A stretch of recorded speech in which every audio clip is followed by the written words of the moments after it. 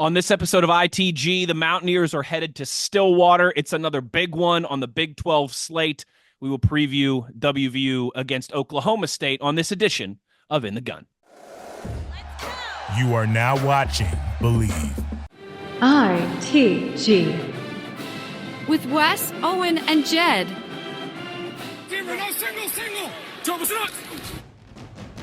I've got the best teammates in the business here, all right? No way! They both played the game. They both know the game. Owen is the runaway beer truck known for having some fun. Owen Schmidt, you have a podcast, In the Gun. Owen Schmidt, like a runaway beer truck down the sidelines. Jed is the signal caller who is the X's and O's and the brainiac. First of all, Jed's research is pretty impressive. So we've combined those two skill sets. Skills I've acquired over a very long career. You are In the Gun. Once you enter this family, there's no getting out. In the Gun, episode 195 of your new favorite WVU football podcast. I am Wes Euler, and I've got the best teammates in the business. We got the signal caller, Jed Drenning.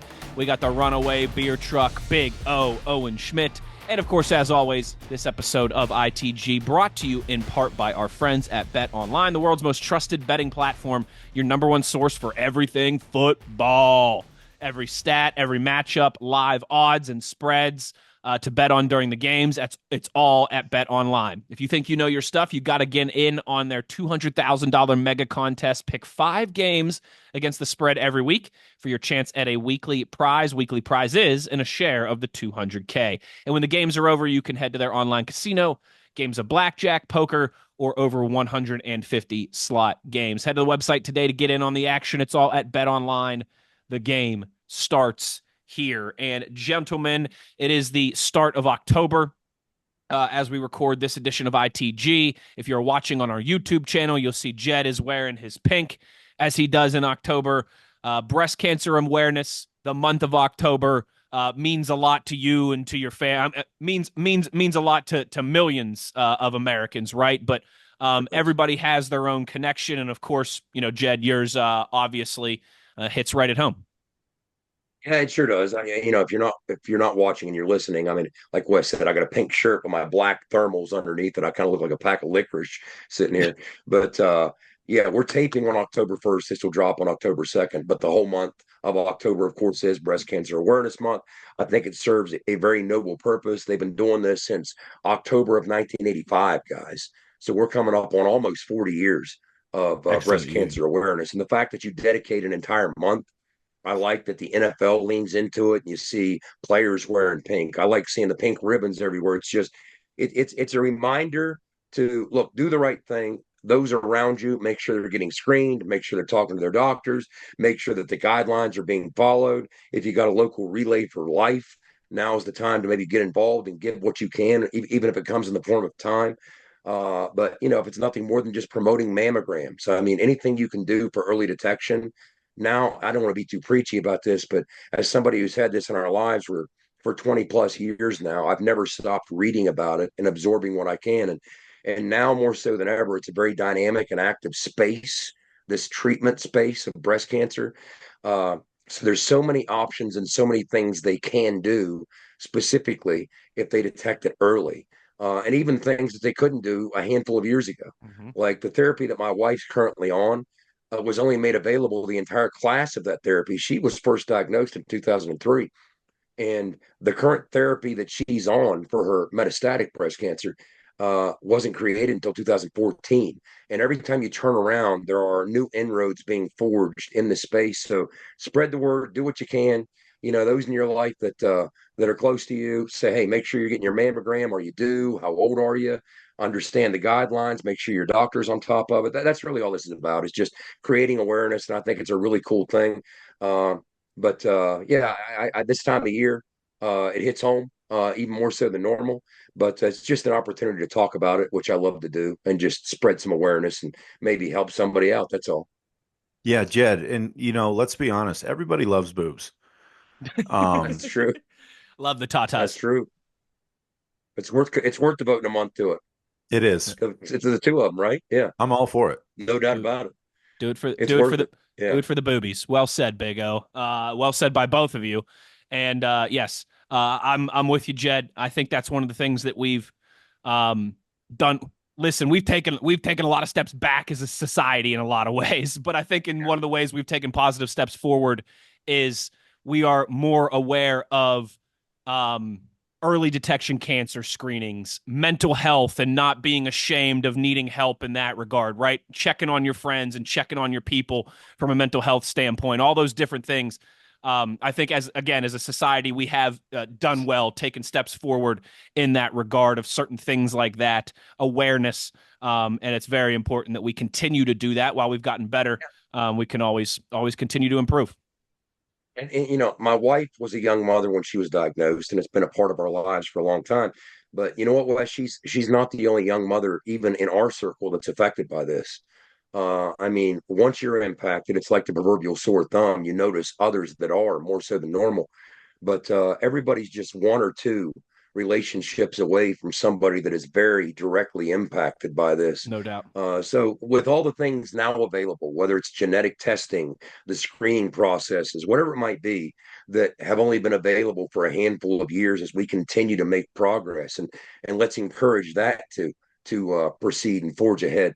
But yeah, just encourage those around you to do the right thing. Don't put it off. The timeline does matter. It's helpful if you catch it early, but across the spectrum of those timelines, there's more things they can do for you now than ever. But get screened, check it out, make sure you're on top of it. And that's really all there is to say about it. But I like that there's Well a month said. dedicated to it. Yeah, absolutely. That's our ITG PSA for the month of October.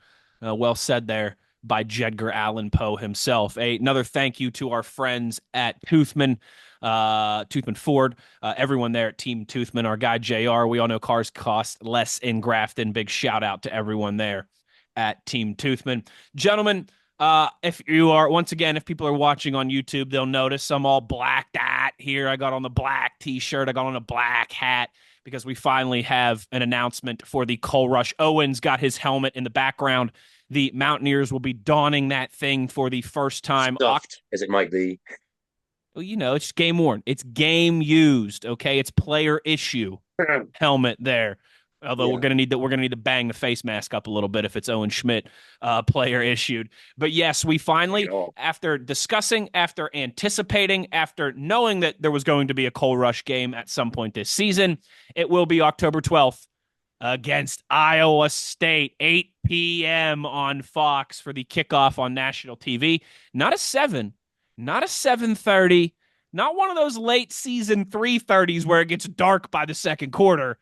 No, 8 p.m., gentlemen, the Lord's prime time on Fox. I love this and I hate this.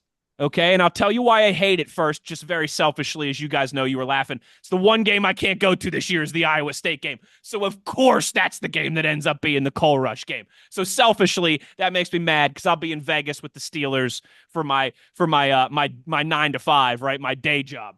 But that's selfish reasons, obviously. The reason that I love this is because we went up to, I remember, this is a pretty good Iowa State team, and they could be ranked pretty highly by the time they roll into Morgantown in a couple weeks. And I remember when we went up there to Ames, ranked pretty highly, and they busted out their black uniforms, and they kicked our butts when we were ranked number 6 in the country and gave Will Greer and the boys their first loss of the season that year.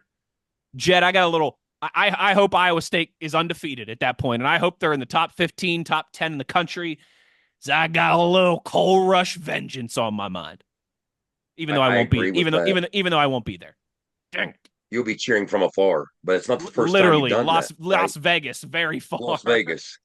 You know what's funny is a buddy of mine texted me, ironically, a former coworker, and he said this was like yesterday before the time was announced. Hey, is there a kick time for that Iowa State game?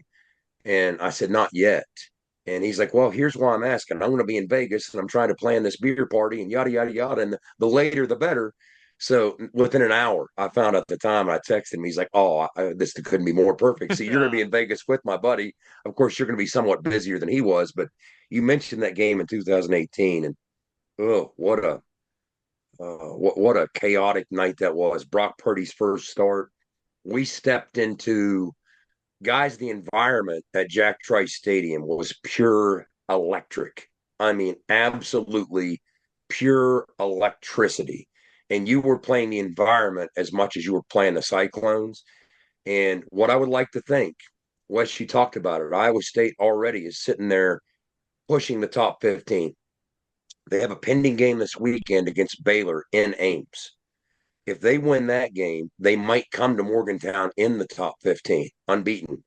And I would like to think the energy and the atmosphere that we saw in Ames under the lights when they broke out their black unis is going to be rivaled or even exceeded by what they see in Morgantown. I truly think this is the type of opportunity that our fans have been waiting a while for.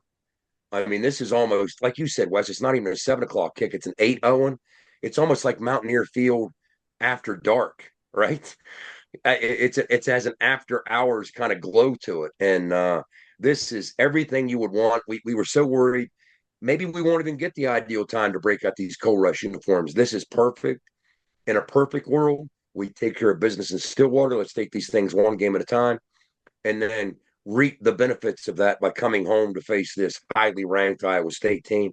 But one thing at a time. This kick time was announced today.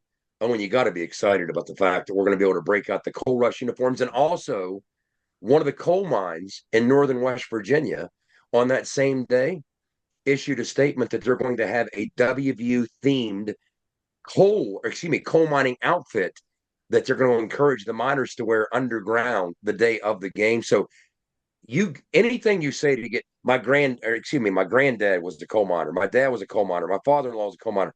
Anything coal related that hits my soft spot, it scratches me where I itch. I'm all about this. I think I might get misty-eyed when I see those reflective decals under the lights at Milan Puskar Stadium. Owen, what do you think? Yeah, super. I mean, the uniforms are sick. I was actually scrolling on Facebook here just for a second, and I just came across one of Pat White's posts that he posted about 6 hours ago. And at WVU Sports, paying tribute to hardworking coal miners with their Built for Bravery collection that they just put out. So really neat stuff. A lot of buzz, obviously. I don't think we've ever had a all black uniform, correct? Basketball, but not Correct. football. Yeah. So this is, under the lights, 8 p.m. I'll be snoozing by 10. But I'm sure Morgantown's gonna be rocking. Will really be cool to see. Obviously, Anthony Beck, a friend, just have been absolutely amazed with how well Rocco has been playing for the Cyclones. So it'll be awesome to see him in town. Um, you know, is there a little, bittersweetness with him? WVU not, looking at Rocco. So is he going to come in there and want to stick it to us a little bit? I'm sure, obviously, if they are ranked as well, what a wild, wild atmosphere that's going to be. And also to my good buddy Tyler Roll, who I played with in Seattle, who was NDSU absolute powerhouse tailback back in the day, is also coaching there as well. So a little bit of there's some investment for me a little bit to be at this game. You know what I mean? Because it's always nice to screw a guy in there a little bit. You know what I'm saying? That's right. And Iowa State, listen, I don't think we have a rival yet in the Big 12. I hope we do eventually, and those things take time, right? Rivalries don't just pop up out of nowhere. I mean, we've played Pitt over 100 times, right? I mean, it takes time to build a rivalry and mutual hatred and all those things. But again, if we do that Venn diagram type conversation, Iowa State is kind of that, right? Like with a lot of similarities with the fan bases, with the teams. The football stadiums are designed after each other. We've had some cantankerous games throughout the Big 12, our little over a decade in the Big 12. Of course, it's been dubbed by both of the fan bases as the Riot Bowl when the two teams play, right? And there's actually like two of the blog websites I think it is. They have like a gas canister that has the WVU and the Iowa State logo, and it says Riot Bowl on it, and like the winning Well, she even got website the gets little to take it baseball, every year. softball thing going Baseball, too. softball thing, of course. Yep, that happened last year. Or was that 2 years ago? But good shout by you there, Jed. I don't, not in the sense of rival that like, oh man, I hate Iowa State and we can't lose to those guys, and bragging rights and all those things. But I do think this is probably the closest that we have to a rival in the Big 12, just because a lot of those mutual things that line up. Yeah, it's the Virginia Tech version in the Big 12, right? It's the closest thing. But, in other words, we have 800 miles away, right? Yeah, that's right. The thing it's lacking is the proximity breeds contempt part. When you're almost 1,000 miles away, there's not a lot of proximity, right? Or maybe there's way too much, but depending on how you look at it. But yeah, there's parallels between the programs, between the schools, both blue collar, and I do appreciate. I mean, I've said this many times before, and I'll say it again. It bears repeating. Out of all the things that when we started traveling the Big 12 circuit and visiting all these different venues through the conference, growing up as a college football fan, some of them I kind of expected. I expected, the Palace on the Prairie to be impressive. It was. I expected DKR to be impressive. It was. Even the tortillas flying at Lubbock, I saw it happen on TV. It was kind of neat to be around for that, right? And to some extent, even K-State. It's a very pleasant type of place for a football game, a cool college town. The one that really I found jarring and surprised me was Ames, Iowa, because growing up, I'll admit it was kind of an afterthought as a college football fan, 1,000 miles away, just arbitrarily watching games that had nothing to do with anybody other than West Virginia. I didn't pay a whole lot of attention to Iowa State. And when they would pull one of these upsets under the lights, I'm like, how do you go in there and lose to those guys? Come on. But after being there, trust me when I say I fully appreciate the how and the why behind those games are decided the way they are. When Iowa State is lathered up and dialed in, they are so much like West Virginia. Their fan base is, I always say, instead of coal miners, it's farmers with pitchforks. I mean, that's the only difference. You substitute it's the same type of people. They just get their paycheck from somebody else. But there's a lot of parallels between the two universities, and I think that is the closest thing you can come to a rivalry with a team that we played for a dozen years. Yeah, I'm ready. I'm ready for some vengeance. I'm ready to return that favor. I'm ready to shuck their corn, baby. Yeah. It'll be the Coal Rush under the lights, 8 p.m. on Fox against Iowa State. And I already know it's going to be the game of the year, and I'm going to miss it. We're going to win. It's going to be epic. Owen's going to be out there on the field with coal dust all over his face, banging beers off his forehead. Jed's going to be crying, and I'm going to be 1,000 miles away in Las Vegas. Although I guess if you're sad, there's worse. Sad and happy at the same time, there's worse places to be than Las Vegas. We've got to get to a break. When we come back on the other side, listen, before we get to Iowa State, before we get to Anthony and Rocco Becht, all of these things, we do, of course, have I tell you what, a doozy, as Bill Stewart would have said. A trip to Stillwater, tough place to play. Now, the Mountaineers did win there the last time we were there 2 years ago, but haven't had a ton of success there other than that. Our old friend Mike Gundy is still there. Our old friend Ollie Gordon is still there. Jaden Bray is on our side this time, hopefully catching touchdown passes for us this year. We will discuss everything Oklahoma State, WVU, that trip to Stillwater on Saturday when we come back on the other side. You are in the gun. For nearly 20 years, Fortis has been the nation's leader in providing guaranteed roof performance programs for commercial buildings.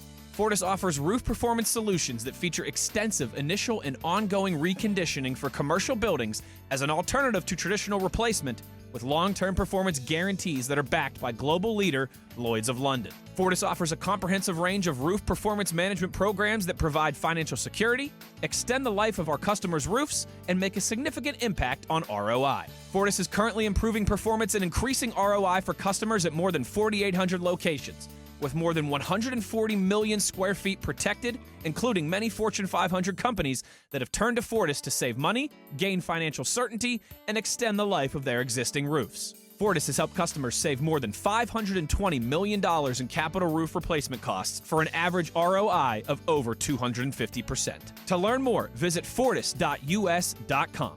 Fortis, roof performance and financial certainty guaranteed. Nobody supports the blue and gold Mountaineers like Toothman Ford. With over 20 NIL deals and counting, Toothman Ford continues to rally behind our student athletes. And it's time we rally and support the dealer that supports the Mountaineers. Not only does Toothman Ford offer the best prices in the state on pre-owned, their never over MSRP campaign on new Fords guaranteed to save you thousands. Drive with pride all season long, knowing you're supporting the dealer that fuels our Mountaineers. Toothman Ford, where cars cost less, in Grafton and at toothmanford.com. Back in the gun here as it is time to preview the Pokes. Oklahoma State, WVU, 4 p.m. Eastern time on Saturday as the Mountaineers go to Stillwater, a tough place to get a victory. It's been a tough place to get a victory for WVU in our dozen years in the Big 12. It's a tough place for most in the conference to win. Jed, this is a Oklahoma State team that is struggling, coming off a couple losses themselves, underperforming early in the season, if you will. Still a lot of the same names and cast of characters, though, I think particularly on offense for Oklahoma State.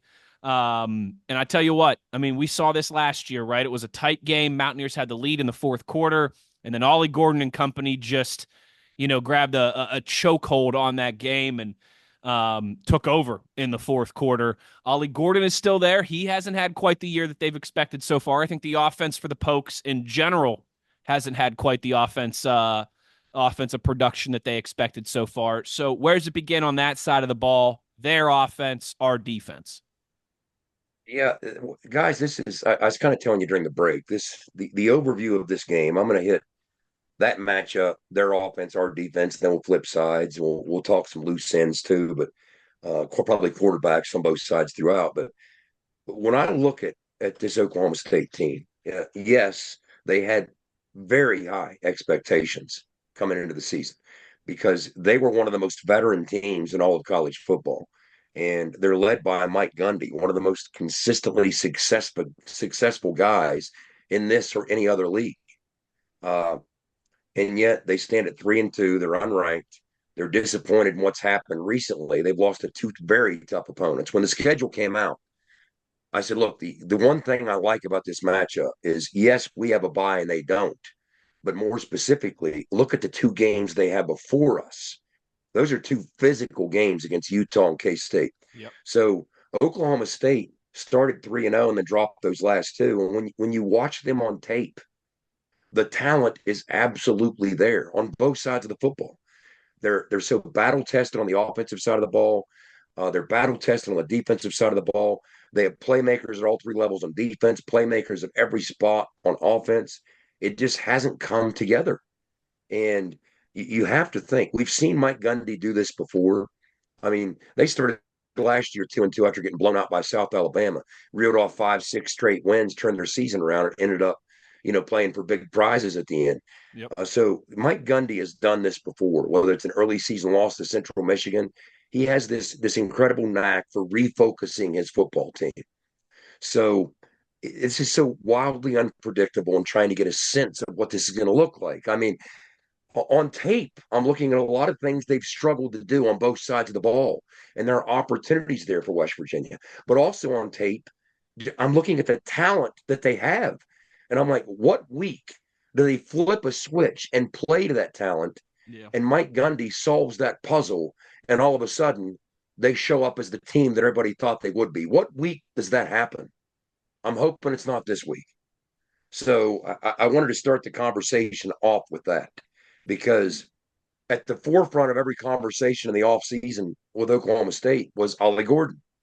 Ollie Gordon was a guy that wasn't a big part of things early last year when they got off to that slow start. Mike Gundy, to his credit, recognized the troubles that they were having offensively. They cycled through three quarterbacks. Alan Bowman was one of the three getting snaps. Once they got into league play, they said, all right, Alan Bowman's our starter. We're sticking with him. And you know what we're going to do? We haven't been physical enough in the run game. Too much zone scheme, not enough gap scheme, Owen. So we're going to start pulling people. We're going to pin and pull. We're going to whack in the face. We're going to move these big-bodied offensive linemen around. We think that Ollie Gordon has a chance to respond to that physical style of downhill run. And that's when they turned their season around and became a new football team, to their credit. Once again, he's not gotten off to an incredibly fast start. We're going to talk about some of his numbers in a minute. But first with Alan Bowman, in his 7th year of college football. Alan Bowman, all conversations with Alan Bowman have to start with this. Yes, they have production. They threw it 50 times last year. It's almost the sheer volume of how many times they're playing pitch and catch. They're going to put up some numbers, right? They got talent and size on the perimeter. They got Brennan Presley at slot, one of the most dangerous playmakers in this league.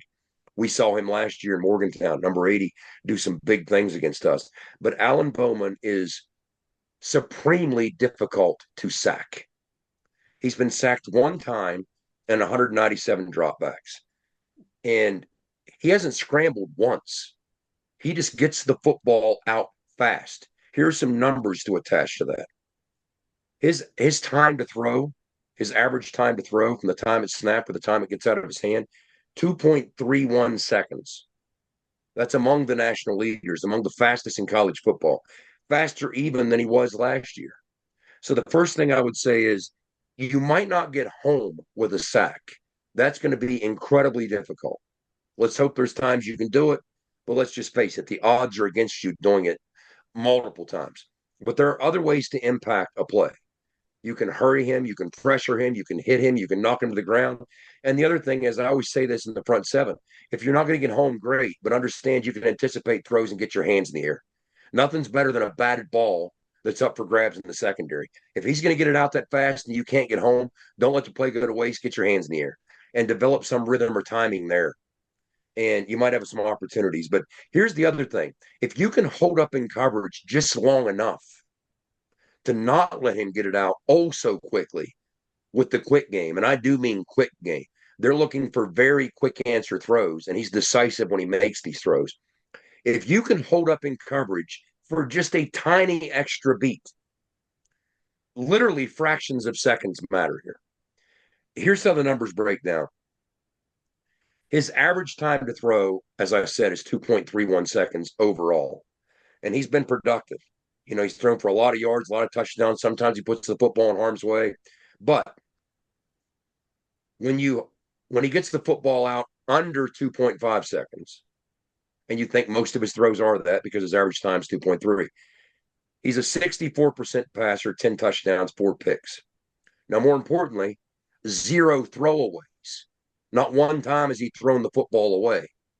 He's that decisive in IDing things and seeing what he likes and going after it when it's under 2.5 seconds. Now, conversely, if you hold up in coverage for just that extra fraction of a second, be it a backer, be it a corner, be it a safety, depending on the matchup, if you can take him over 2.5 seconds, his numbers change. Remember, he was a 64% thrower when he's getting rid of it that quickly. Guys, that drops to 48% just when you increase it to over 2.5. So just hold up in coverage that long, he becomes a much different, much less comfortable passer. 2 touchdowns, 2 picks. So that happens about 36% of the time when he's throwing the football. The team successfully hold up in coverage long enough to do that. And remember, under 2.5 seconds, he had no throwaways because he's decisive. When you get over 2.5 seconds, this is where he's still hard to sack. But you start stacking pennies with forced incompletions, you can put him behind the sticks. He has 10 throwaways when he's forced to hold it for over 2.5 seconds. So once again, this is all about trying to get them off schedule and behind the sticks. They throw the football a lot. Even last year, it was somewhat misleading in some of the offseason publications. They'd say, hey, they got Ollie Gordon. All they do is run the football and run it again. No, they don't. They threw the football, even with Ollie Gordon as their feature back and their bell cow, they threw it 57% of the time and they ran it 43%. He got the vast majority, the lion's share of those 43% of those, their offensive carries, right? Most of those went to one guy. That's not common in today's game. And that's why he excelled and put up the numbers that he did. He was their entire rushing offense. But this year, they've already thrown it 209 times as a team. That's more than any other team in the country. Last year, they threw it the 3rd most of any team in the country. This is a pass-first offense. Yes, you have to go in defensively with the mindset that we're stopping Ollie Gordon. You must. You have to. You have to at least contain him. You're not going to stop him, at least contain him, is what Neil talked about this week. And tied into what they're going to try and do with Ollie Gordon is an extension of that. Let's talk about the RPO element of their offense. Now, again, people have this misconception that RPO means athletic quarterbacks who are going to run it or pass it. No, that's not what it means. When you say RPO, think statuesque quarterback who can't run. Think Mason Rudolph. He is either going to give it on a run play, he's not running it, he's going to give it on a run on the RPO, or he's reading the conflict defender. That's what we call it. He IDs. Typically, it's the seventh run fitter in the defense. He's going to read off of him. If he plays up, or excuse me, if he drops back when he's meshing, the quarterback's meshing, when Alan Bowman's meshing with the back, he gives it. That's the run. It's not the quarterback running. That's the run portion of the RPO. Now, if that defender is triggered up, he will pull it and pass it. That is the run pass option. It's the quarterback giving it to someone else to run or passing it. It's not the quarterback running it. That is your traditional RPO. They've done that very well way since back when Mason Rudolph was there, Dax Garment, and a host of other quarterbacks. And that is in large measure what he's doing. Their offensive coordinator, guys, think about it. He's been on staff at Oklahoma State since 2010, Casey Dunn. And it's almost by default. This used to be a very coveted spot to be the OC at Oklahoma State under Gundy, meant the springboard to bigger and greater things. I mean, you had guys like Dana Holgerson, became the head coach at West Virginia. Todd Monken went on to bigger things in college. He's now an OC in the NFL. Even Mike Yursich turned it into the Ohio State OC job, then Penn State. That's not necessarily the case with Casey Dunn. He's a journeyman on that staff. He's been around for a long time. Hey, Jed, real quick. It's kind of a yes, Owen. Since you have a lot to say about a lot. Fun fact, Casey Dunn was my running backs coach in Seattle. Talk about this. Tell us about this. Okay. Wait, hold on. I can't believe, first of all, I can't believe this didn't come up in Jed's research. Okay. I just want to put that out. Well, you know, Jed doesn't know everything. Okay. The beer truck's got a little info you didn't know about. So let me share it with you. Beer truck's got some inside info. Well, tell us about Casey Dunn. Casey Dunn, yeah, he was my running backs coach. Him and I, well, at least this is the way I'd like to think that our relationship was. We really butted heads when I first got there. And partially because I was coming from, in my opinion, one of the best running back coaches that was in college football at the time. You know, with Coach McGee. And when I had got there, it just, you know, he was a wide receivers guy. And he had never really coached running backs. So I don't know. It just didn't mesh at first, but he was a great coach. He really coached me hard and he coached me up a lot. And I needed that type of coaching. And he really worked on my pad level and really worked on my flexibility and saw me as a player and really started to kind of mold me into a very good football player. And I credit to him to a lot of my success, just being able to go forward with some of the stuff that he was kind of implementing in just my everyday, you know, kind of one-on-one sessions that we would work with and practice. But and obviously, you know, we're talking about him now. He's gone on to have great success. He's a great coach.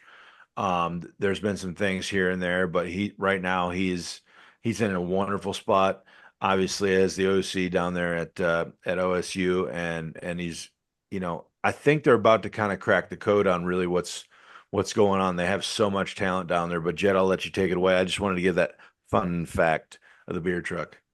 So you're saying it started off rocky, but it ended up in a pretty good place. Yeah, well, and I think that was me being a young player and finding it hard to get coached by a guy who'd never really played the position. And I had a different perspective of what I thought coaching in the NFL was going to be.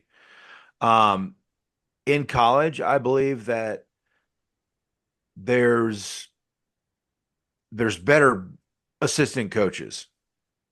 Okay, there's better assistant coaches in college, in my opinion. Okay. I've had some great position coaches in the pros, but it was, like I said, Kelvin McGee was you know, he just had a pedigree. He played ball. He played in the league. He had a plethora of outstanding running backs at West Virginia and fullbacks. And then just going to this kind of different kind of thing, it wasn't meshing with me, and I probably, I'll be straight up. I was being a little bitch. I was not wanting to take the constructive criticism, you know what I mean? Because it was hard for me to listen to a guy. I'm like, this guy played, what does this guy know about taking on a lead block? From taquito spikes. He does not know. Okay. He does not know the absolute savagery that goes into an ISO block. Okay. But he really understood my mechanics. And, it was a shame I didn't get to work with him longer. It would have been great too, because I think he definitely would have molded me into a great fullback in the league if we would have got to spend more time together. But he really took the challenge and really coached me up. And, I haven't got to talk to him for the longest time, but we ended up having a great relationship at the end of it. And I can't thank him enough for not just the tips and tricks, but the mentorship and the coachability that That's awesome. he posed his will on. Yeah, when I'm looking at this, former receiver, he had a cup of coffee with the Oilers in '92. That means this is a guy that the common link is Casey Dunn, who worked with both Oliver Luck and Owen Schmidt. Yes, He was with sir. the Oilers with Ollie, yeah. And it looks like he was in Seattle for those same 2 years you were, '08, '09. Yep. And then he went 1 year to Southern Miss, then has been Yep. at Oklahoma State every year since 2011. So let me ask you this, though. As a guy who was in the room with him for 2 years, you saw the highs and the lows, the good and the bad. You understand the buttons he pushes to try and motivate. What do you think he's telling this Oklahoma State offense right now in a situation where they've underachieved? They haven't met the expectations that they're trying to live up to those expectations from the preseason, and they're trying to stabilize things and get right, much like they did a year ago. We'll get into some of the schematic things that aren't as different right now, but what were a year ago. But what do you think, as a guy who was in the room with him for 2 years? He tried to motivate you for 2 years, your position group, right? What types of things do you think he's in that room telling this Oklahoma State offense after a frustrating loss at Kansas State, a frustrating loss against Utah? They look up and they're 3-2, and they thought they should be an unbeaten football team right now. Well, let me give a little more background too on just, the stable that we had at Seattle during that time. So when I was coming in, they had a pretty veteran group of guys with Julius Jones, TJ Duckett. Those were guys that were both in the league for a very long time and had very good careers where they went. And Seattle was kind of like, not going to say the last hoorah, but that was, for running back, a 10 plus career in the league is a very long career. So I think those guys I think that's kind of what I fed off of a little bit, just because, um, you know, there's a huge respect factor in the NFL, right? And guys that respect, if you can gain that respect early, players will really play hard for you. And I think that was kind of, Casey, he was wet behind the ears just getting some NFL time in with, you know, a position that he'd never really been around. But he was a coach, man. And like I said, he really knew the offense. He knew what Holmgren wanted at that point. He knew what Mora wanted the next year.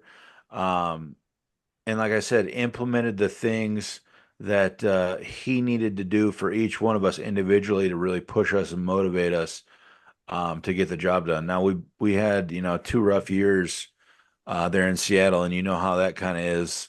In the league, it's once you start losing, it's very scary to walk in the building every day. Oh, buddy.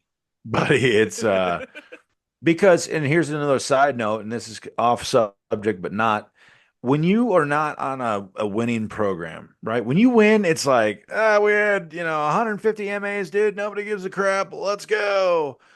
When you lose, there's such a microscope, man. It's like fine tooth combed down to like atom level, and mitochondria, dude. That's what we're studying right now. That's how deep dive they go into this stuff. So, you know, you'd walk in, right? Tuesday, they would bring in players, right? And they were players to replace you. And they were trying to see, hey, what guys can we get in free agent or not free agency, but just guys off the street or maybe somebody got cut or let go or whatever happened or a guy from last year that was left over. Maybe maybe So practice someone who's on a practice yeah, squad that you practice squad steal or something. Yeah. yeah, like so it's very like unnerving, walking in the facility. And in Seattle, they had just built a brand new facility. And I mean, their indoor, it was kind of like they had their indoor and then the office buildings were built around it. And the indoor had this big like corner that was, I don't know, the glass wall was huge, 30 by 30 feet, 30 by 40 feet on in one of the corners, kind of like where everybody would walk past. Like literally that's like what you see when you're like walking through the facility. And and coaches get the same way. You know what I mean? Coaches get the same way because the coaches know too, hey, if we're not winning ball games, like I might not be here, right? And I got a family to feed, and so do they. So your job's on the NFL coaches, it's crazy. Your job is on the line every week. yeah, every week. It's And crazy. same thing with players. And it's just so like you really try not to think about it. And like I said, it's great when you're winning.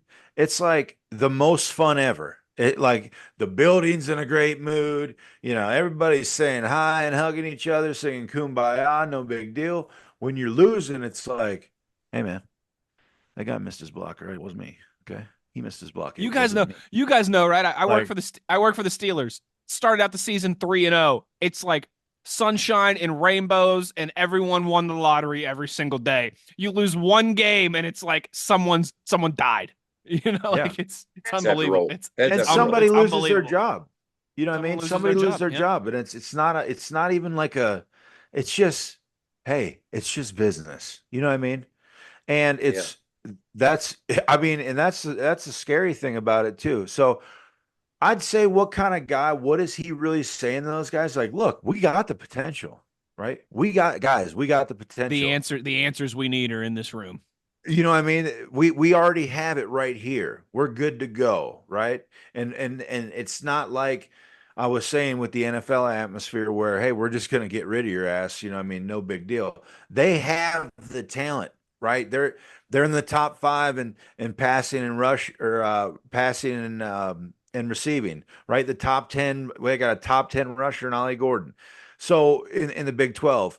So, they have the tools.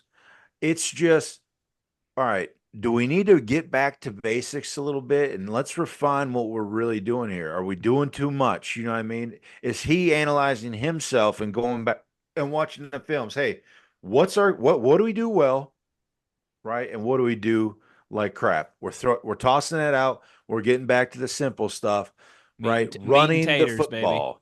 You know what I mean? Running the football. He's obviously got a stud horse in the backfield there. Getting the line, obviously, not only getting the ball out, right, is great, but having that O line as well to be able to give you the time. I know it's a short time, it's a quick throw, but now they got to start molding these pieces together, right? And it's a fine line, it's a fine marriage. I think honestly the perspective he's giving is like what Wes just said. Look, we got what it takes. All right, now we got to start completing and finishing football. I think what's fascinating about that is the parallel between the room that you described that he had in Seattle and the offense that he has at Oklahoma State. It was a veteran laden, battle tested room with TJ Duckett on the line. And you're looking at an offense across the board, guys. I mean, The Oklahoma State offensive line, listen closely because I'm not misspeaking, has 8 offensive linemen with starting experience at the power conference level. Uh, they have the returning first Doak Walker winner in the history of the program. Okay. So they have talent across the board. It's just a function of what happens now. And I want you to describe that so well. When you're falling short and when you're not winning and you're not succeeding, all of your shortcomings are laid bare, not just for the world to see, but for the world to scrutinize every tiny little thing. And so that's been a function of what's happened over the course of the last 2 games. When you follow what's going on in Stillwater, obviously those 2 losses don't sit well with them and with their fan base. And they're talking about things like, well, Casey Dunn has to go. He's not a real offensive coordinator. He kind of got the position by default. And they're talking about Alan Bowman's not the answer at quarterback. Jed. I mean, they're all excited about this Jed. Zane Flores kid who's a true freshman from Nebraska. Hey, put Zane Flores in. What are you talking about holding his red shirt? That's the kind of stuff you're hearing now. And they're in that position. And guys, they haven't lost 3 straight regular season games since 2014. This is uncharted water for them. This doesn't often happen. And that's what we're running into. And so I like the way you explain that. Wes, were you going to say something there? I was just going to say, think of our expectations coming into the season. And by that, I mean us as a WVU fan base, right? The collective of Mountaineer Nation. And how disappointed we were after a few weeks, right? Oklahoma State, I think, had greater expectations. Charles Dickinson, great expectations. Charles Dickinson than we did this season. And man, they have, listen, it's not like they got blown out by Utah, but they lose to Utah, and then they did get blown out by Kansas State. And their fans are looking around and going, we're 3-2, we're unranked, and we were supposed to go to the college football playoff and be one of the top 10 teams in the country this year. And now we no longer control our destiny. And now we no longer control our destiny. And just one last thing, Jed, with that too, I was just going to say, when you got a fan, like you said, a fan base that is questioning the OC, questioning the quarterback, questioning all these things, man, those first 15 minutes or so on Saturday are real important, because you don't want those fans all of a sudden you're up 10-0 and you're feeling good. All right, we're back on track. You want those fans anxious and sitting on their hands and ready to boo and ready to pounce. The paddle people whacking away. Like a buddy of mine follows the secondary market with these tickets, and he just out of a fascination standpoint, he likes to watch Mountaineer Field, and he kind of forecasts what kind of crowd we're going to have based on the secondary ticket market. And he told me, he's like, Jed, the way the secondary market's going in Stillwater, you're going to have a good crowd. They're energized. There's going to be a good crowd there. But to your point, both of you, Owen and Wes, when you lose everything, the scrutiny is so heightened. Like Wes, you just said it. They didn't, the game against Utah, they clawed back and made that a very close game, right? But you know what the fan base sees? That's not what the fan base is saying about that loss to Utah. You know what the fan base walked away saying? We lost a big game at home. We lost to a freshman quarterback at Utah. That's all they're saying. Forget the score. They lost to a freshman quarterback. Forget the score. That's what they got out of that game. And so now you have a situation where they're coming in, again, 2 straight, which doesn't often happen. They've lost 3 in a row if you count the bowl game a couple times. But if you look at a 3-game losing streak in the regular season, guys, it's been a decade since they've experienced that. It doesn't often happen with Mike Gundy coach teams. So there's going to be a handful. But revisiting some of what, we'll put a cap on the Alan Bowman part of this, the RPO portion of it. He's a very effective RPO passer. He's an 80% RPO passer. He's had some chunk plays, had some nice big-time throws. When you look at their tendencies, one of the strongest tendencies they have from a passing game standpoint is they're a second down passing team, the heaviest pass tendency in the entire Big 12. They throw on second down 69% of the time, and most of his RPOs have come on second down. He's 8 of 10 for 103 yards on second down RPOs. He shreds you on second down RPOs. That's the second most in the Big 12 on second down. And what have we talked about as a shortcoming and liability for this West Virginia defense? Our second down pass defense. That doesn't match up well against what we're talking about here. West Virginia, Worst second down pass defensive rating allowed in the FBS. We've got it down to 223. It was 243. We're down to 23. We've allowed 71%, 5 touchdowns, 1 pick. And they have a very strong second down tendency. It's going to be critical for us to knock them off schedule. First of all, to neutralize the different ways they might be able to get Ollie Gordon involved. But now let's look at Ollie Gordon through 4 games. We already talked about it. Last year, what was the big thing they did to reinvent themselves offensively? They didn't like you said, gap scheme. Gap scheme. Way too much zone scheme, not enough gap scheme. Well, and the problem now is through 4 games, they're already there. They're 62% gap scheme through 4 games and only 38% zone. They're already a gap scheme offense. That's how they solved the issue last year, by going heavy, leaning heavily into gap scheme. They're already there. Last year, they were 68% gap scheme by the end of the year and 32% zone. You're kind of approaching those numbers already. So that's not the quick fix that it was last year. And there's an interesting metric that Pick Six looks at. Hey, real quick, I'd like to see the metric, if ahead. you have it, between percentage of gap scheme versus zone scheme run plays. Do you have that? They have 53 gap scheme plays they've run versus 32 zone scheme runs. I'm saying, though, what are the actual? You could parse it out, but it's going to be much more specific. Yeah, it'd be 6 of this, 7 of that, 9 of that. Well, kind of more like, hey, just gap versus zone. I mean, what do we have? What are we winning at? Are we winning counter? more? I see what you're saying. Yeah. Well, and then not only that is, do we need to reincorporate some of that zone and dial back the gap scheme? Be changing something, aren't they? In other words, they're going to spend this week looking at everything, and everything's going to be on the table and open to change. Here's some other interesting numbers. Okay, when you look at Ollie Gordon versus a heavy box, in other words, a box with 7 or more defenders, because he faced a lot of those last year, and they were successful in still piling up yards against those heavier box looks, 7 or more defenders. Okay. This veteran offensive line, some of the metrics suggested, and there's times when they assert themselves on tape and look dominant, but not as often as you would think, as what should be the tip of the spear for that offense with 8 veteran starters. So listen to this number.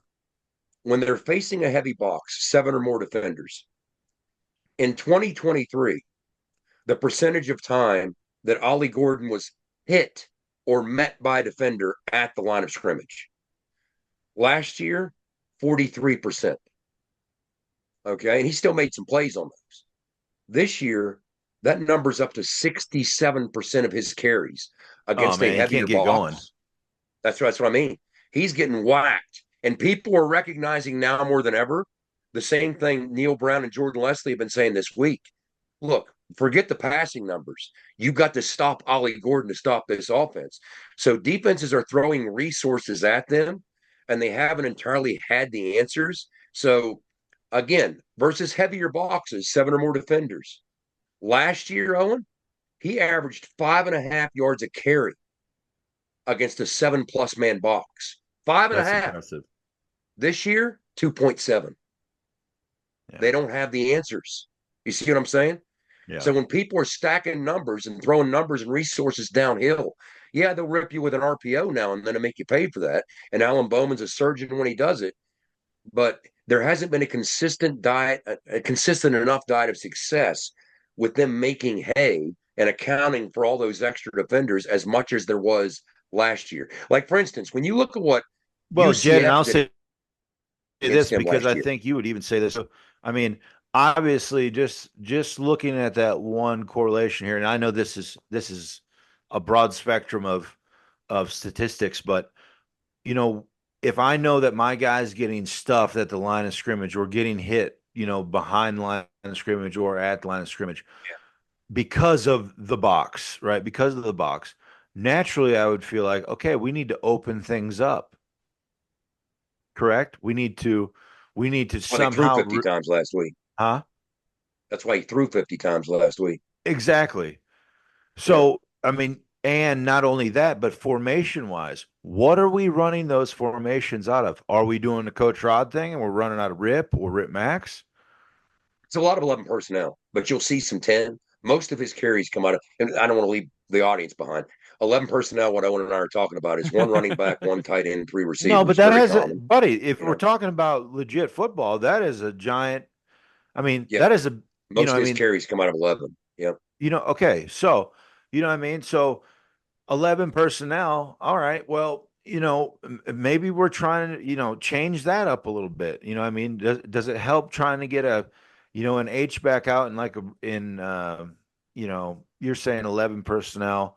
Can we go 10 personnel with an H back and bring him in and still get that lead block or what we need to do or whatever, somehow try to spread them open enough to where this guy can get, try to get some sort of a 6-man box, even a 6.5-man box with a guy who's maybe shaded over or whatever. But Yeah. Knock him out of position at least that much. And one of the shortcomings, this is where you got to get creative.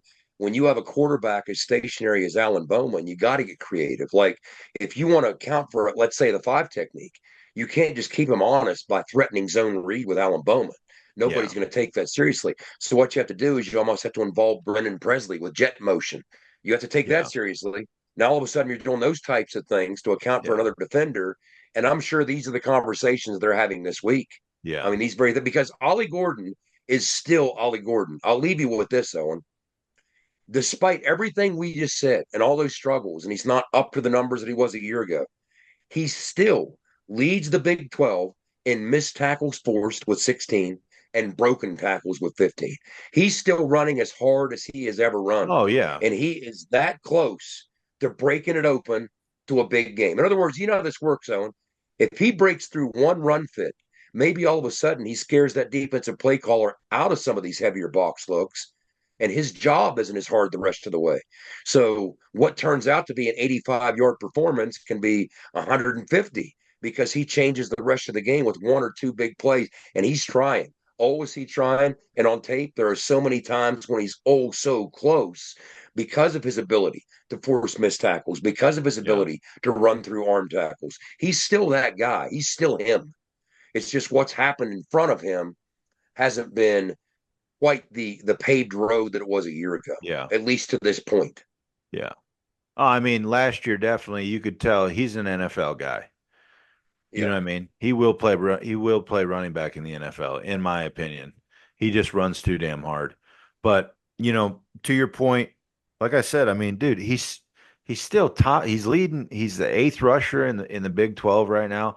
Nothing to slouch over. But bigger backs, in my opinion, bigger backs need to break through that first level. Once you can top that, it's hard to stop a big back. You just ain't got the bodies. So kudos to the defenses that have been able to stop him early, because that's literally, I mean, that's the recipe for success. Well said. And again, one of the things that they've been encouraged to do because of some of these looks they're getting, they have big-bodied, big-framed guys on the perimeter to complement Brennan Presley. And when you look at some things like Rashad Owens, he's 6'2", 230 pounds. Dejon Stribling, the 6'1", 200-pound kid. They got bodies out there, but it hasn't been productive for them, whereas in the past it was. When these guys in the past were freakish monsters winning 50-50 balls.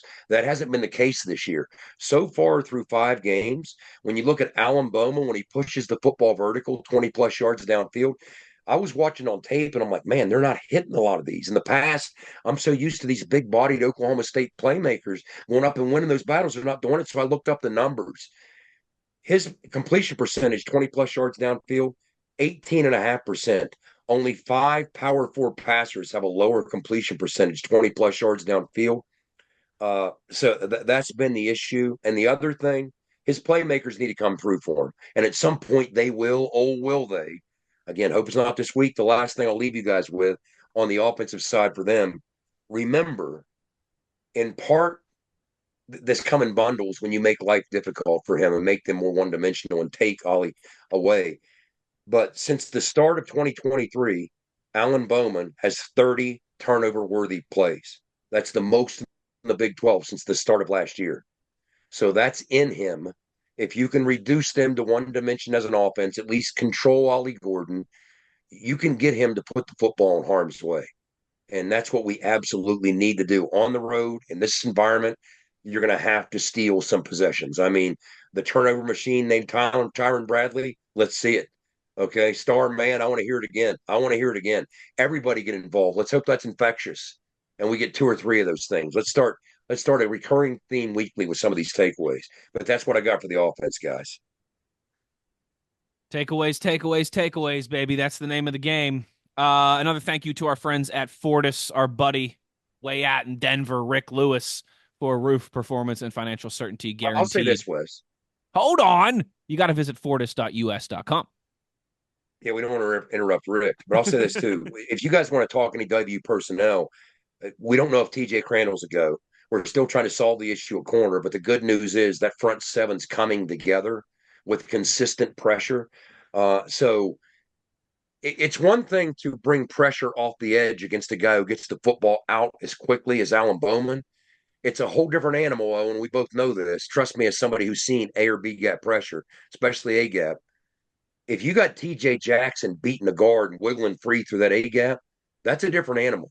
2.3 seconds time to throw or not, that's a different animal, and that can impact plays. So let's keep an eye on some of those battles right there at the point of attack with this West Virginia front seven. Absolutely. That was fun. I enjoyed that. The Casey Dunn history there. I mean, Yeah, that was also I think Hey. a fifth. That was also, go ahead, Big O. No, and he's getting a lot of hell right now, dude. So it's funny you said that. I literally popped open my Twitter account here about 6 or 7 minutes ago. And you know how on Twitter there's that For You page that it's like accounts you don't follow but are tweeting about things that you might, mine's like all college football and Grateful Dead music stuff right on my For You page. The first thing that I saw pop up was an Oklahoma State account that is titled Fire Casey Dunn.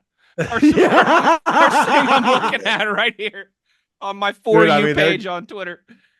Yeah, they're giving him hell right now, dude. They are giving him hell. And again, like I said, let's make sure that we like Casey, okay? Maybe we'll have him on the podcast at some point in the off season. But, yeah, maybe after the loss this weekend, we'll have him on the podcast. No. During the off season, we'll let him and Owen catch up, all right? And we won't talk about the beatdown that the Mountaineers give them on Saturday. But yes, no doubt. That was fantastic.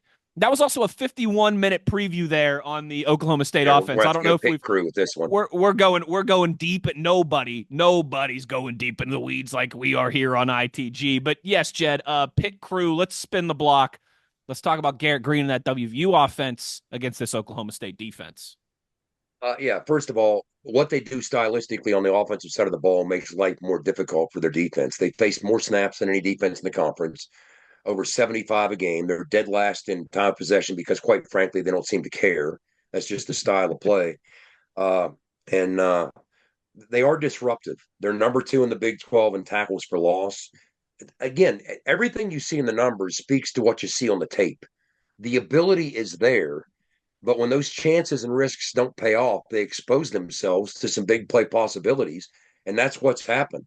Oklahoma State has allowed, in the Big 12, the most plays of 10-plus yards, 20-plus yards, 30-plus yards, and 40-plus yards. They finally stopped at 50, right? So they allow a lot of big plays because the chances they take.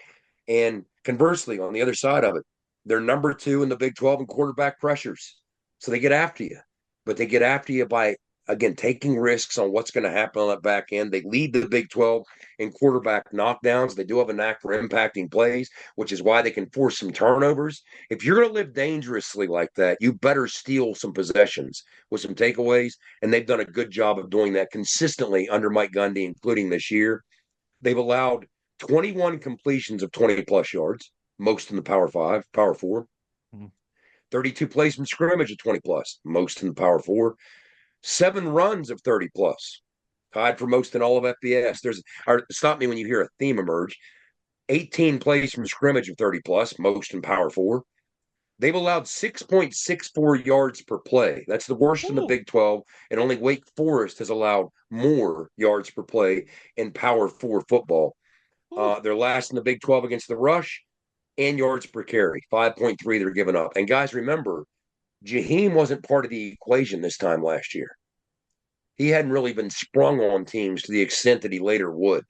So it wasn't this two-headed monster. It was kind of just a combination of CJ and Garrett, as opposed to the three-headed monster that we can now bear when you get all three of them humming. And that's kind of what you're hoping to do. They allow big plays in the pass game, big plays in the rush game, again, because of the chances they take. They've allowed, from a rush defense standpoint, the most yards after contact. I won 456 yards after contact, most in the Big 12. Their yards after contact per attempt is the worst in the Big 12. 3 yards per contact per attempt after contact. I mean, they're not playing good football fundamentally, despite all that NFL talent that I see on the first level, the second level, the third level. It hasn't gelled, but they do have those 9 takeaways to fall back on. That's what's rescued them more often than not. Garrett played pretty well until he got banged up out there 2 years ago. So it's not his first rodeo in Stillwater. But here's some names, guys. I'm going to give you some names and 3 names to pay attention to. Trey Rucker, who's a safety for him, number 9. Kendall Daniels, who's more of a linebacker for him. He was a safety in the past, number 5, but he's more of a linebacker now. And linebacker Nick Martin, number 4. Guys, these 3 account for 40% of Oklahoma State's tackles. Last year against West Virginia, the 3 of them accounted for 55% of the tackles they made against West Virginia. Nick Martin alone had 17 tackles against West Virginia last year. Now, what I can't seem to get a beat on, Nick Martin got dinged up in the second half against Kansas State on Saturday. On Monday, Mike Gundy addressed it, said, well, no more tonight, Monday night. Well, I did see a picture of him after practice on crutches. I still can't get anything definitive in terms of what that might mean. But if he's not part of the equation, which I'm not saying that's the case, stay tuned, but they're already a little bit banged up on the defensive side of the football. Early in the season, they lost what I would consider kind of their Eddie V. That's a defensive end named Cody Walterscheid, kind of a high motor guy who gives you really great quality reps. They lost him long term in the opener. In week 2 against Arkansas, they lost their hybrid edge guy in Colin Oliver. And here's what's so fascinating to me about what you see from this Oklahoma State defense. Last year, Mike Gundy, in the offseason going into last year, he said, hey, I like what I'm seeing out of some of these odd stack defenses in this league from Iowa State on down. I want to get in the odd stack business. How do I go about doing that? Well, you know what Mike Gundy does. He scours the countryside, and he found Brian Nardo coaching at Division II Gannon, which is a PSAC school in Ohio, Pennsylvania State Athletic Conference school in Ohio. So he brings in Brian Nardo, who had done great things for Gannon. He's an odd stack guy. Has Brian Nardo install the odd stack, which is what we saw them run for the lion's share last year. That was their base defense. So he did that for all of last year, and they had defensive struggles last year that were probably just as steep as they are this year. They really had struggled to stop anybody, and they'd steal some turnovers to build themselves out. Much the same story as this year. Well, this offseason, they said, hey, we're going to integrate some more even front to go with our odd stack. And I thought, okay, you'll complement it. You'll be, kind of a multiple defense. Who isn't these days? Guys, they haven't just complemented it. They're an even front defense now. I mean, they run some elements of the stack, but it's just strange to me that you go out last offseason and hire a guy to install the odd stack. And now you're much more of an even front defense with that same guy running your defense. And what's even stranger is I thought early in the season, it was making sense because Colin Oliver, the edge guy that I talked about earlier that got hurt against Arkansas, he's kind of the hybrid with the versatility and skill set that can put you in position to jump in and out of a 3 down and a 4 down, right? Well, in week 2 against Arkansas, he gets knocked out for a month. And I'm trying to keep up on these things. I haven't seen any notification that he'll play against us, but last I checked, he's not expected to. That could change. But even without him, they continued with this steady diet of even front looks.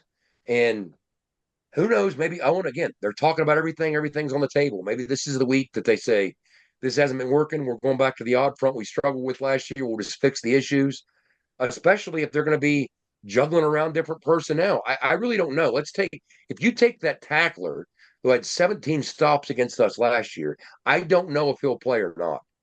If he doesn't, they have other options behind him, but you're having to rearrange a lot of pieces.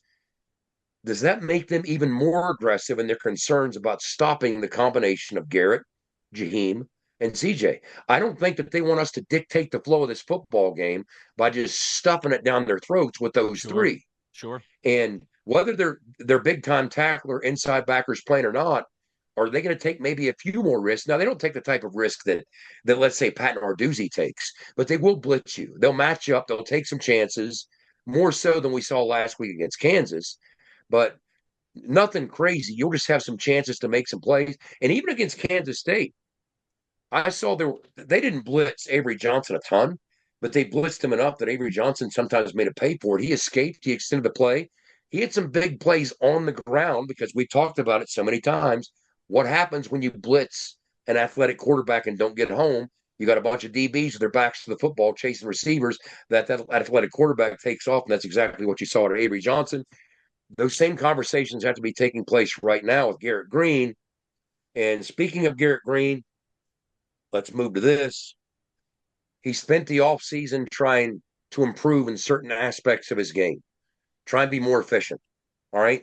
Why do you want to improve your completion percentage? Because you want to win more football games. That's why. Period. You want to be a more efficient passer and help you win more football games. That's why you do everything. Okay. Yes, you're a dual threat. Yes, you hurt people with your legs. But what you're trying to do is take that next step and still be a dynamic runner, but not leave as much free stuff on the table that you did last year and win more football games. That's what you're trying to do. At the end of the day, that was what that whole movement was about. Well, so far, it's been somewhat successful in the sense that the two areas we spent the offseason talking, Wes, about Garrett struggled the most. His intermediate area passing game, that 10 to 20 yard space in the pit went Owen, and to his left. Last year, intermediate area, he was a 43% passer. This year, 58%. Last year, to his left, a 39% passer. This year, 63%. He hasn't fundamentally changed who he is. He's just not leaving as many cheap, easy throws on the table that he did last year. And that's how you take a step toward winning more football games. I think in a game like this, on the road, when conversions are going to matter, that type of thing might come to the fore. And you might see a little bit of it, and it might matter. Now, we started to see some of the splash plays against Kansas. I think you have a chance in this type of matchup to see more of those this week against Oklahoma State because of the chances they will sometimes take. But big plays are there to be had, but they also make big plays. They force turnovers. They're disruptive. They knock you off schedule. So both bands have an opportunity to do a lot of playing when Oklahoma State's defense is on the field. But what say you guys? Well, I'll say this about last week or 2 weeks ago. Garrett Green is absolutely electric when he lets go. When he seems like, whether we're calling those run plays for him or not, it seems like when it's a more natural backyard football. Yep. It's when he just kind of lets his talent take over. He's a completely different football player. Completely different in my opinion. All right, and I don't know what. He's the best 2-minute quarterback in the country. And you know what I'm saying? Like, I don't know if that's. And Jed, we haven't said this on the podcast, right? But you made that claim, best 2-minute quarterback in the country, right? Yeah. The numbers are pretty 11 2-minute, situations over the last 2 years, 9 touchdowns, 1 field goal in those 11 opportunities. That's pretty stinking good. Yeah. It's all about tempo, is all about first downs. I mean, again, I have kind of a unique insight in it. 35 years ago, when the rest of the country considered it blasphemous to run a tempo offense, We were legit. Look, what Mike Leach was doing at Iowa Wesleyan. They were air raid. They weren't tempo. Nobody in college football was doing what we were doing at Glenville when we were doing it. All right, nobody. Even the spread teams weren't going tempo. And you had to recognize early on, it's fine as long as you're hitting the rhythm to get the first downs. Yeah. As long as you're doing that. Because, guys, I still remember there were times that maybe, let's say you 3 and out us the first possession of the game, and we have to punt. And the next thing you know, our defense on the field for an 8-play drive, whatever it might be. When we get the ball back going, if I find myself in a 2nd and 8, I remember being mindful enough to say, I'm pumping the brakes. I'm the one controlling the clock. It's 2nd and 8. I'm in no rush for another 3 and out. I'm at least going to milk it for an extra 15, 20 seconds on 2nd and 3rd down in case we don't move the sticks. I mean, you have to be very judicious in each one of those situations. So, I mean, that's part of it. Everybody says, why don't you run the 2-minute offense the whole game? Rich Rodriguez did, but we had to master the art of all those tiny little cracks between the keys. You're going to be defended differently. You're going to put your defense at risk differently. Now, when you're trailing by 11 with 5 minutes to go, you got no choice. Say, hey, defense, we might go 3 and out. Screw you if we do. We got to do this. But if it's the middle of the second quarter and it's back and forth and you're watching snap counts, you got to manage a quick the game. 3 and out can set your defense way off schedule. Yeah. You know, sometimes you just need to get a couple first downs and punt. So if you go 2 minutes the whole game and you get a couple quick 3 and outs, you might impair your defense for the next 2 quarters because you ran that risk. But in that not only that, Jed, I mean, just not only just the risk of going 3 and out, but the risk of the old D not being able to suck the wind, man. I mean, if you're blowing teams out and scoring quick, and that definitely you could see that effect back in the day when we were playing with Rich at West Virginia. You know, sometimes the defense would just be absolutely gassed because you'd gash them for 1 or 2 plays back to back out there, baby. And they're back out there. And Owen, what did you hear? If you're on the field, I mean, you heard the same thing I heard. This is what Rich would do. If we're on the field in the 3rd quarter and we kind of been humming offensively and they've already had to defend a lot of snaps, so they're coming out in the second half and they're already kind of winded, you get another drive together, it's a little more winded. Now, let's say you're halfway through the 3rd quarter and they've already put a big chunk of defensive snaps they've had to defend. If we get back-to-back first downs, if one of that defensive front 7 even hints at putting a hand on his hip, I hear Rich screaming, Indy 2, Indy 2, Indy 2. And his first sound go. I mean, he's going Indy at the first sign of any defender touching their hip to take advantage of that. I mean, there's guys in the box watching for that. Every tiny little thing defensively, the first time you wag your tongue, the first time you show any sign of running on fumes, here it comes. Now you're really asking for trouble. We're not going to substitute to give you a chance to substitute. That's what, to me, I always say, time of possession matters in the sense that it keeps the other team's offense off the field and frustrates it. But what matters more if you're trying to wear down a defense are snap counts. How many snaps are you defending?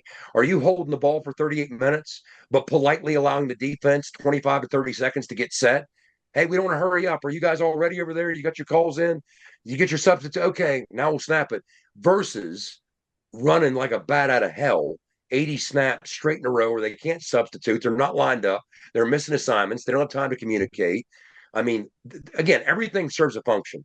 But I always say in football, you count how many snaps somebody plays. In basketball, you count how many minutes somebody plays. How many minutes did a player have in basketball? In football, you don't count minutes for a guy. You count snaps. That's why. Snaps matter. If you hold the ball for 38 minutes, yes, it's effective in that you keep the other team's offense off the field. But if you run 80 snaps, that's effective because it truly wears a defense down with no chance to catch its breath, and it's more inclined to make mistakes and lack communication. Yeah, agreed 100%. I mean, that's the method to the madness, 100 all the way. Yeah. That's the game within the game. Yeah. Hey, big thanks to our friends at Johnson Equipment for being a presenting sponsor of this episode of ITG as well, too. Now at Johnson Equipment, you can get 0% financing for 72 months, plus a free loader on select Coyote models in stock. You got to visit Johnson Equipment at their Route 33 location between Weston and Buchanan. Jed. One thing left.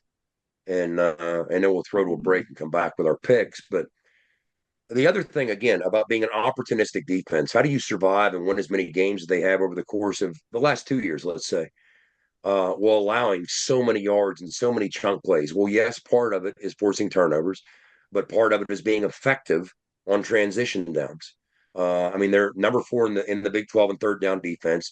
The last 2 games, even though they've lost both these games, guys, this is what scares me most. They've really been humming on third down. A combination of Kansas State and Utah were 8 for 30 on third down against these two guys. Despite those 2 Oklahoma State losses, their defense was very effective on third down.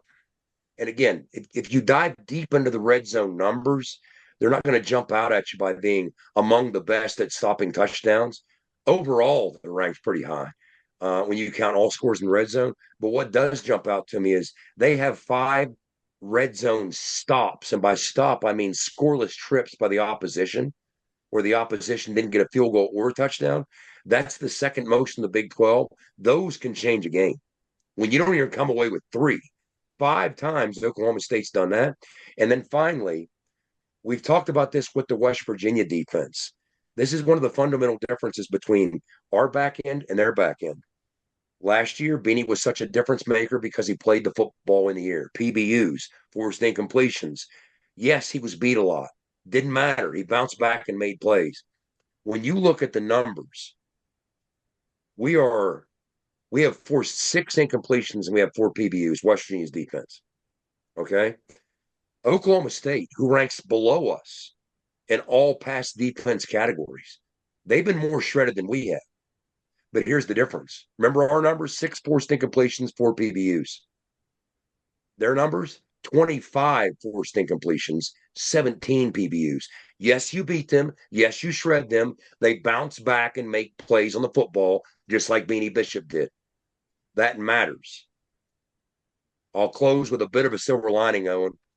If you look at this over the course of the last 11 conference games, West Virginia is 8-3 in their last 11 Big 12 games. Sometimes might not feel like it, but that's the case. And you know what? It was about this time last year when that WVU offense started humming, baby. When Garrett Green was playing the best football we've seen him play. Yes, CJ was a little banged up, but Jaheim was bursting onto the scene. You had the emergence of Huddy, right? You had Cole Taylor doing things that we hadn't seen WVU tight ends do since, speaking of Anthony Becht.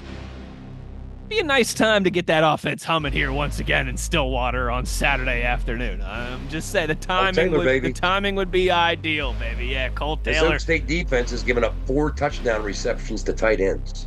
There you go. Take Cole Taylor in your fantasy league. There you go. I love it. I absolutely love it. So there you go. There is the Book of Jedgar, Oklahoma State Cowboys edition. We do have to get to the break here that Jed mentioned. We'll wrap this thing up real quick on the other side with our weekly Big 12 Pick'em and close this thing down. You are in the gun. There are better-known tractors in the world than Coyote. Ones with bigger names, longer histories, more popular hats, cute toy lines. But there's not a single tractor ever been built that's better equipped to do the dirty work. So we'll just focus on what really matters. Coyote, we dig dirt.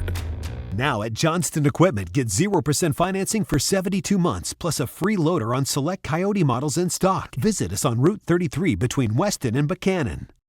Time to wrap up this edition of ITG with our weekly Big 12 Pick'em. Of course, Offense of the Week, Defense of the Week, Signal Caller of the Week, and Beer Truck of the Week across the Big 12 slate. But before we get to any and all of that, Jed, a quick recap of how things went last week. Yes, run through these quickly. Last week, I picked Colorado to throw for the most yards. They did not. Cincinnati, Brendan Sorsby guy, he's sneaky good. Played good football at Indiana. Nice transfer addition to the portal for the Bearcats. Heck of a game against Texas Tech. That was a great football game there tonight. He threw for 426 to lead the way. Colorado threw for 290, was number 5 in the Big 12, so I get 1 point. Owen picked Kansas to rush for the most yards. Kansas State actually ran for the most, 300 against the Oklahoma State Cowboys. Kansas finished 6th. Owen was just outside the scoring range at 0. Wes, you nailed it. You picked Iowa State to allow the fewest points. They did indeed. They pitched a shutout on the road at Houston, 20-0. So you get the full money, the 5 points. And then on the offensive side, Skyler picked to score the most points, TCU. They did not. Colorado did at UCF. Surprising. Big day for Colorado as a heavy underdog at UCF. TCU did come in at number 5, scoring 38 in the win at Kansas. So Skyler gets 1 point as well. And then we go on to the front to check out how our listeners did in terms of picking the number 1 offense. It was tough to predict this week. None of our listeners or viewers correctly picked the highest scoring offense, which was, as we said, Colorado at UCF. Nobody got that one right. We had 4 get the defense right. 4 picked Iowa State with you. We got Eric from Ashton, West Virginia, John from Cross Lanes, Landon from North Carolina. Stay safe down there, Landon. Hope you're well. And Brock from Wheeling, West Virginia, all picked Iowa State. Let's go, boys. Good job. And then on the rushing front, to run for the most yards, we had 1 correct pick, and that was also Brock from Wheeling, picked Kansas State. He nailed that one. To throw for the most yards, nobody picked Cincinnati. Nobody saw the Bearcats coming with the flying Brendan Sorsby's. So nobody got that right. And that is it for the week. And now we got to make this week's picks. And if, Wes, you want to introduce it and talk how the block went this week, we'll go from there. Yeah, so I'm going to be honest here, all right? Because honesty is the best policy. I blocked Skyler from taking Oklahoma State. Okay? Now, it didn't matter because TCU was his pick anyways, so it all worked out in the long run. But 1, I just think this is going to be a high-scoring game regardless. And 2, this is, listen, I've been doing this for a while, okay? I host a radio show every day. On Fridays, we do a pick'em, like a gambling segment on the show. I believe in Vegas, okay? You know, like the 60% of the time it works every time. It's like 90% of the time they're right every time. And the biggest over-under of the week in the Big 12 is in this game. So I blocked Skyler from taking Oklahoma State, but it didn't matter because our buddy Skyler, co-host / producer / extraordinaire, takes the TCU Horned Frogs against the struggling Houston Cougs as his offense of the week. You want to go passing? How do you want to do this, Wes? Big O, you look like you're mad at me. Hold on. You look like you want to say something. You look upset. Not upset. You're just disappointed. I'm not upset. I'm just disappointed. So Skyler will take TCU as his offense of the week. Let's go with Big O next. Beer truck. Where are you going? Team that is going to lead, rush for the most yards this weekend across the Big 12.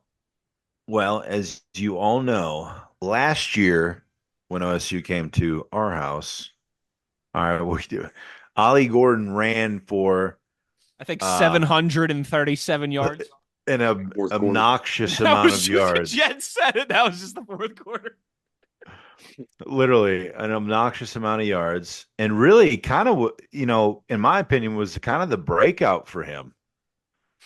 He'd been kind of put him on the map. Yeah. I mean, that one was like, do you remember? Oh man. Oh, when he had those back-to-back games of almost 300 yards. Yes. Yeah. And then he just he put the nail in the coffin with West Virginia.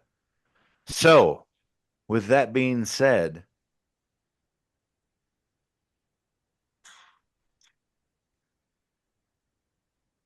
I can't hear it. He's trying to play something on his phone, but we can't. It's not coming through. We got nothing. Something. We got silence. What is it? Hey, sing it for us. That's depressing because it was a great buildup of Q Country Roads. Because I'm going with the Mountaineers, dog. Q Country Roads. Okay. Ooh, well, and last year, Godwin, good friend of the show, by the way. Hey, last year I think I chose them too, and they got whipped. Speaking of which, Charles Wesley they ran Godwin, 226 last year. CWG would like my United States versus Bruce Springsteen hat that I'm wearing right here. Is I think the only person in Mountain. I know.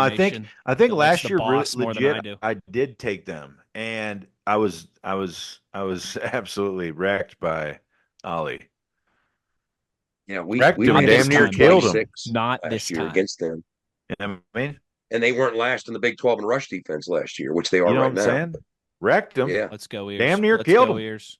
So Skyler goes TCU Offense of the Week. Owen goes WVU Beer Truck of the Week. Jed, yes, sir. Signal Caller of the Week.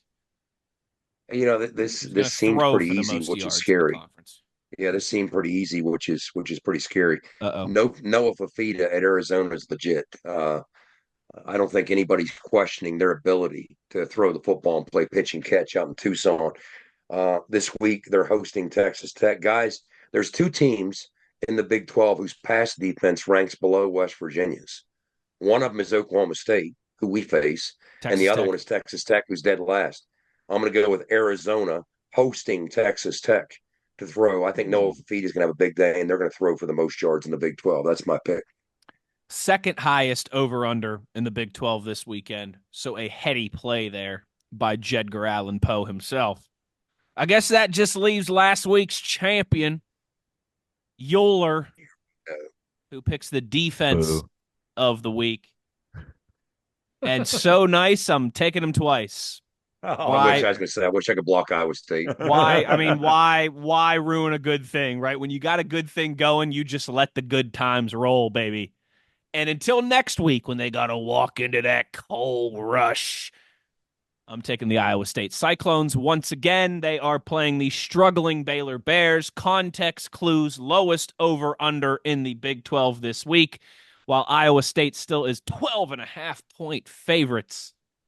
Yeah, give me the Cyclones to put a Cyclone-sized hurting on that Baylor offense. So Wes, you don't 29 think that points Baylor's against march, for Iowa. I mean, they're rock solid in defense right now. Let's let them keep it think going they're one gonna march more under week. the lights at Jack Trice and drop 40 on him? Not this time. Not this time. One more week. Iowa State looks great, comfortable, win. They're 16th in the country now. Move them into the top 15 till they got to walk into that environment on October 12th, 8 p.m., the coal rush. But obviously, make a great story. We'll get to that next week. If we're playing a team next week that has back-to-back shutouts, that'd be a pretty cool story. Now you're speaking my language. Yeah. Except for I won't be there. I'll be in. Well, again, I'm complaining. There's worse places to be if you can't be at Mountaineer Field than Las Vegas, particularly when you're there on the company dime. Gentlemen, it's been a lot of fun. Thanks to all of our presenting sponsors for doing this. Thanks to our guy Skylar Callahan, as always, for putting this all together. Make sure you're getting involved with our pick'em as well, too. It's pinned at the top of our Twitter page, our X account. Will Gregory, our buddy Will Gregory's coordinating. Our buddy Will, coordinating and making it all easy for us. Again, big shout out to Will. Willie G. And that's where you can find the spreadsheet. It's real easy. You make 4 simple picks every week. And if you do well, you get a shout out here on the program. That'll do it for us for this edition of ITG. Still have Phil Steele Friday to come to give you the global outlook on this college football weekend. So we'll be looking forward to that. But for Skyler, for the runaway beer truck, Owen Schmidt, for the signal caller, Jed Drenning, I'm Wes Euler. The one thing we ask of you is to be an ear and tell an ear about your new favorite WVU football podcast. Take care, everybody. We'll talk soon. You've been in the gun. ITG. The fun doesn't have to stop here. Be sure to hit subscribe and never miss an episode. If you have any questions, suggestions, or feedback, be sure to follow us on X at In the Gun Podcast. Join us again next time. Until then, tell an ear to tell an ear about your new favorite WVU football podcast.